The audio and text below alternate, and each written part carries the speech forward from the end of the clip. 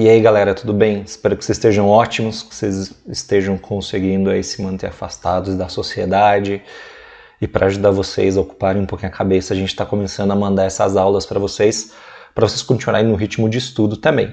A gente vai falar agora sobre os aspectos sociais da África, a gente vai falar sobre o crescimento populacional, como que está o ritmo de crescimento vegetativo atualmente, como que a população está distribuída, como a influência da colonização foi importante, vamos dizer assim, para a história da África e sobre as condições de vida dentro do continente.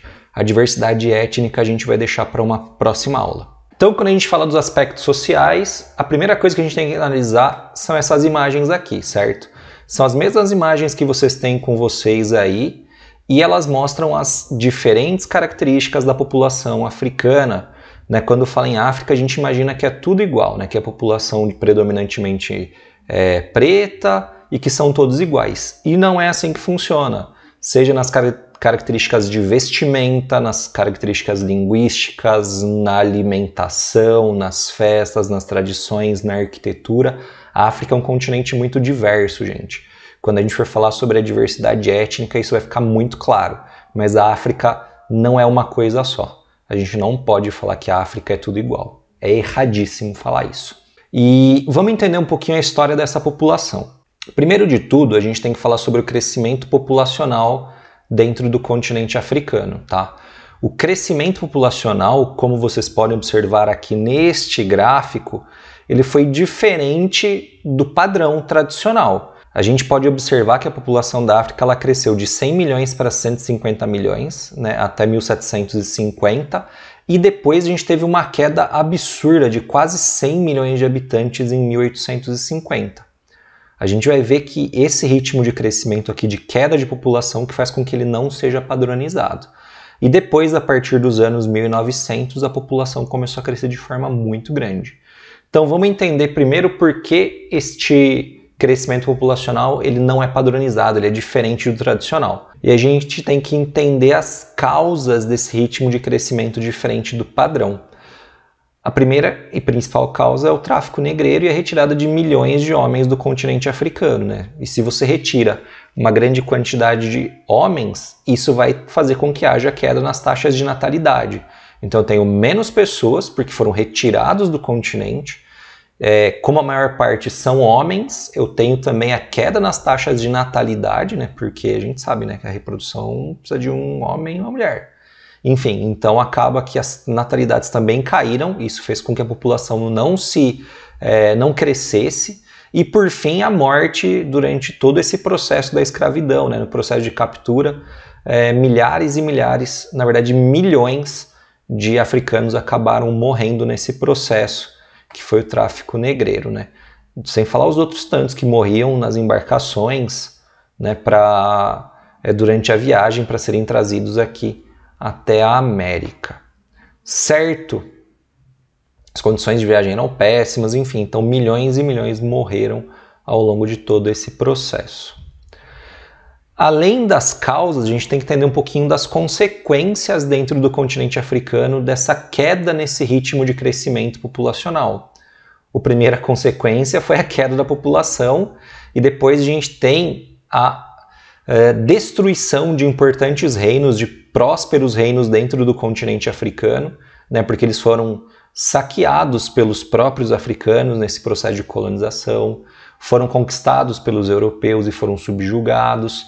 E isso fez com que também acontecesse um aumento do número de conflitos internos dentro do continente africano e também dentro das próprias etnias, enfim, para não serem escravizados, enfim, ou se associarem aos europeus. Embaçado, Sobre o crescimento populacional, a gente tem que entender que, historicamente, a população africana teve uma queda absurda de 1750 até 1850. E a partir de 1850, mas principalmente a partir dos anos 1900, o ritmo de crescimento populacional cresceu muito. Como a gente pode observar aqui, o ritmo de crescimento no continente africano, em média, é superior a 2%. Em 2010 era 2,5%. As projeções para este ano, 2020, são também de 2,52%. e a taxa de fertilidade é muito alta, de 4,4 filhos por mulher. Então isso mostra que, com o fim da escravidão, o ritmo de crescimento vegetativo no continente disparou, cresceu de forma absurda, né? Aí a gente pega que a partir dos anos de 1900 houve uma melhoria nas condições médico-sanitárias, né? Houve melhorias na questão dos combates às epidemias, a mortalidade caiu. A gente sabe o que acontece, né? Na transição demográfica. As natalidades continuam altas, mas as taxas de mortalidade caem.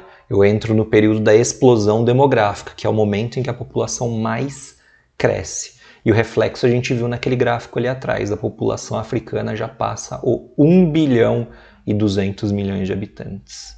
Essa pirâmide etária do continente africano ela também é bastante importante porque ela mostra um padrãozinho dos países subdesenvolvidos e da maior parte dos países da África, que mostra uma base bastante larga que indica um ritmo de nascimento muito elevado, e eu tenho um topo muito estreito, quer dizer que eu não tenho expectativa de vida elevada. Pouca expectativa de vida, altas taxas de natalidade, significa que a saúde e a educação dentro do continente não é tão bem. Quando a gente falar das condições de vida, a gente vai ver isso melhor. Bom, sobre essa população que cresce de forma bastante absurda, a gente tem que entender como que ela está distribuída dentro do continente africano. Esse mapa aqui, ele mostra pra gente que quanto mais escuro for o pontinho aí, mais pessoas a gente tem. Então as áreas mais escuras mostram pra gente as regiões mais povoadas. São elas as áreas litorâneas, as margens de importantes lagos e de importantes rios, como é o caso do rio Nilo, né, que atravessa um vazio demográfico que é o deserto do Saara. Esses outros pontinhos de população mais elevada no Saara são possíveis oásis. Lembra que a gente viu que os oásis eles podem ter cidades ao seu redor?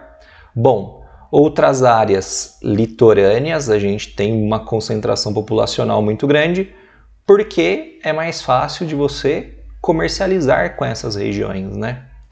Voltando, os vazios demográficos, então a gente tem o deserto do Saara, o deserto do Kalahari, da Namíbia, as florestas na região da África Equatorial e também as áreas montanhosas aqui próximo ao chifre da África. Certo? Nós temos aqui as principais e mais populosas cidades do continente africano. Lagos, na Nigéria, é a maior cidade do continente africano, com 17 milhões e 600 mil pessoas. Seguido de Cairo, no Egito, Joanesburgo, Kinshasa, Luanda, Khartoum, Dar es Salaam, Nairobi, Alexandria e Abidjan. Bom, sobre a distribuição populacional, não tem segredo, né? A gente tem, então, vazios demográficos dentro do continente africano e temos também grandes concentrações populacionais. E o que é legal é que essas áreas de concentração populacional, elas são vinculadas à forte colonização europeia. Nessas cidades bastante populosas tiveram grande influência europeia. Sobre a Europa, é importante a gente destacar as influências europeias. A gente precisa lembrar, né? O continente africano ele foi partilhado pelas potências europeias no século XIX. E isso trouxe fortes influências para o continente, tá? As principais influências são na forma como as cidades foram construídas, certo? Então a gente tem aquelas cidades portuárias, hoje com grande função comercial, como essa da esquerda aqui, que é a cidade de Luanda, capital de Angola. É uma cidade litorânea, com forte influência europeia, e hoje ela é uma cidade comercial. Tem porto, exportações, importações, função comercial. Outras cidades, elas são cidades mais interiores, são cidades que surgiram de antigos povoados e que possuem hoje uma função administrativa, são as capitais dos seus países, como é o caso de Kinshasa, na República Democrática do Congo, e a gente tem as cidades industriais também, que surgiram a partir de exploração de recursos minerais, como é o caso da cidade do Cabo, na África do Sul, que ela conseguiu se modernizar nos últimos anos, criando uma estrutura mais padronizada, mais organizada, planejando esse crescimento populacional. Então parece ser uma cidade muito mais organizada, porque é uma cidade mais recente, que ganhou muito dinheiro a partir da mineração. Mas essas não são as únicas influências. O norte da África tem uma característica étnica muito diferente do restante da África, que é a influência islâmica. Essa influência islâmica, ela trouxe para a gente uma mudança na estrutura urbana.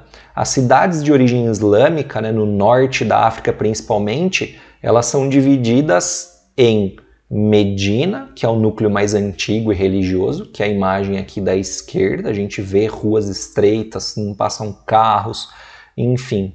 E a gente tem as chamadas cidades novas, que são as áreas mais modernas e já com influência europeia. Então percebam que a Europa conseguiu influenciar até mesmo aquelas cidades mais antigas, tá? Avenidas largas, circulação de carros, hotéis mais modernos, né? Uma construção muito diferente.